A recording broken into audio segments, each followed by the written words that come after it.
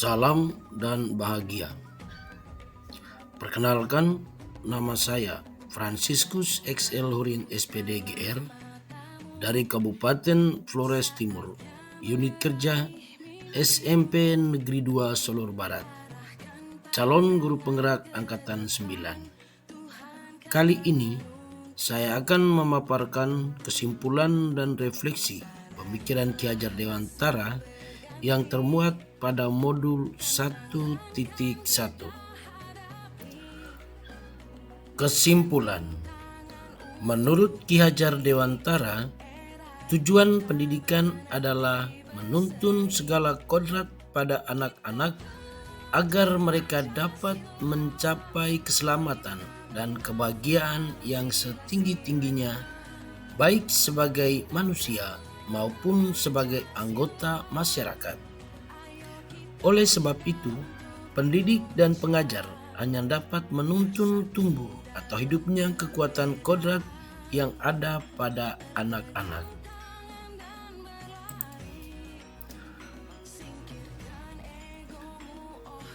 Lebih lanjut, Ki Hajar Dewantara mengibaratkan peran pendidik seperti seorang petani, sedangkan anak-anak diibaratkan sebagai benih yang disemai dan ditanam oleh petani di lahan yang telah disediakan.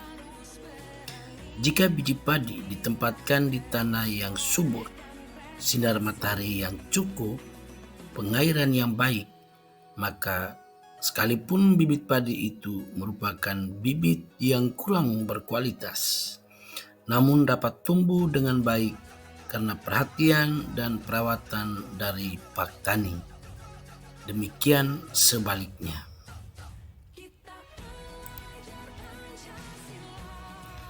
Ki Hajar Dewantara menekankan bahwa dalam proses pendidikan dan pengajaran hendaknya berhamba pada anak. Berhamba pada anak artinya mementingkan kepentingan anak dari segalanya serta mengembangkan bakat yang ada pada mereka agar potensi dirinya bisa maksimal. Dalam proses tersebut, guru harus mengedepankan nilai-nilai budaya daerah setempat, misalnya sopan, ramah, bersahabat, dan lain-lain, sehingga bisa dicontohi oleh anak-anak.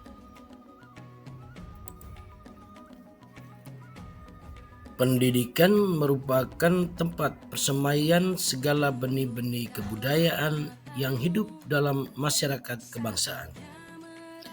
Pendidikan dan kebudayaan merupakan satu kesatuan. Pendidikan menjadi landasan untuk membentuk peradaban.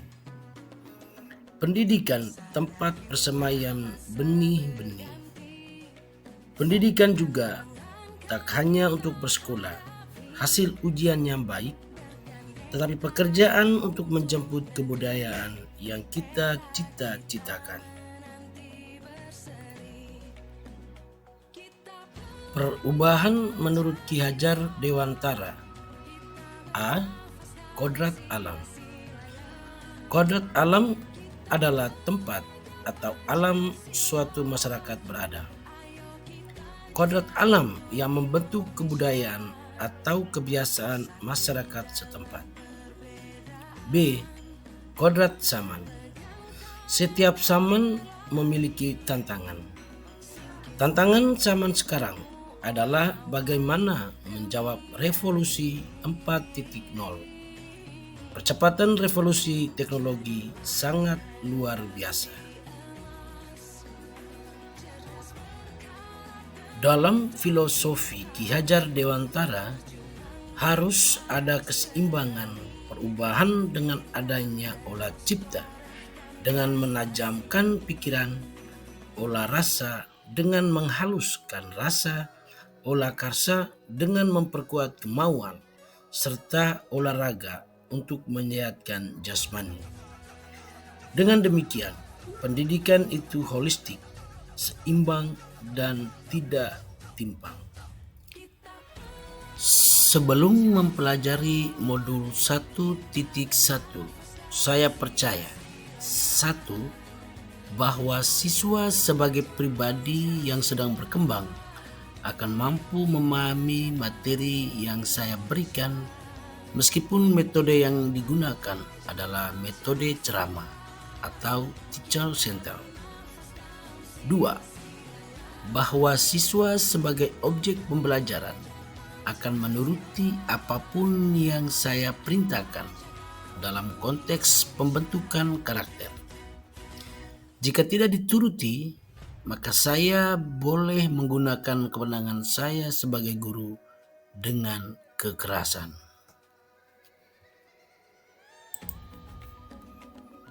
3. Bahwa siswa sebagai anggota masyarakat bisa menyelesaikan tugas-tugas yang saya berikan dengan mencari dan mendapatkan sumber informasi di luar sekolah. 4. Bahwa siswa pasti akan mampu mengembangkan potensi yang ada pada dirinya seiring dengan bertambahnya usia dan perkembangan zaman.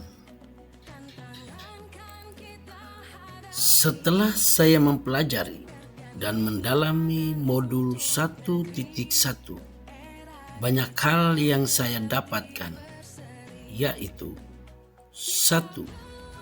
Bahwa mendidik dan membentuk karakter peserta didik juga merupakan bagian yang tak terpisahkan dari tugas saya sebagai guru.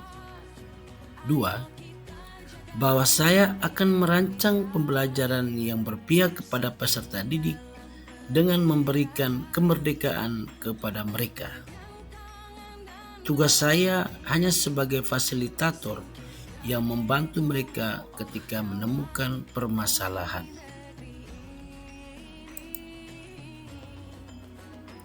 3. Bahwa tindakan pembinaan dengan pola kekerasan justru tidak akan membuat anak berubah.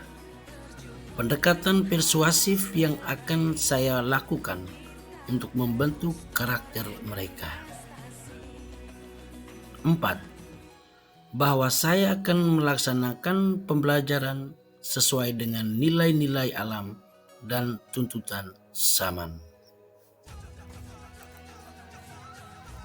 Setelah mempelajari dan mendalami modul ini, hal-hal yang akan saya lakukan di kelas dan di sekolah saya adalah 1. Merancang proses pembelajaran yang berpusat pada peserta didik atau student center.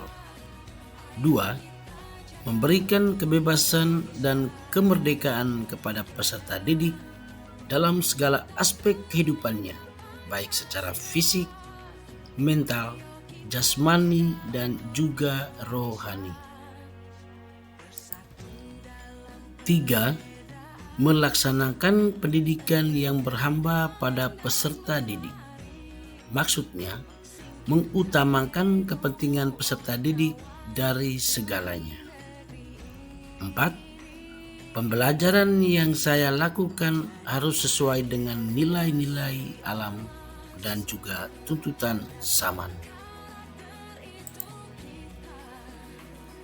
5. Sebagai guru, saya akan menuntun segala kodrat pada anak-anak agar mereka dapat mencapai keselamatan dan kebahagiaan yang setinggi-tingginya, baik sebagai pribadi maupun sebagai anggota masyarakat. 6. Memberikan pendidikan karakter yang sesuai dengan kultur budaya daerah dengan menerapkan 5S: senyum, salam, sapa, sopan, dan santun. Dan juga 4 kata sakti: permisi, tolong, maaf, dan terima kasih kepada semua warga sekolah.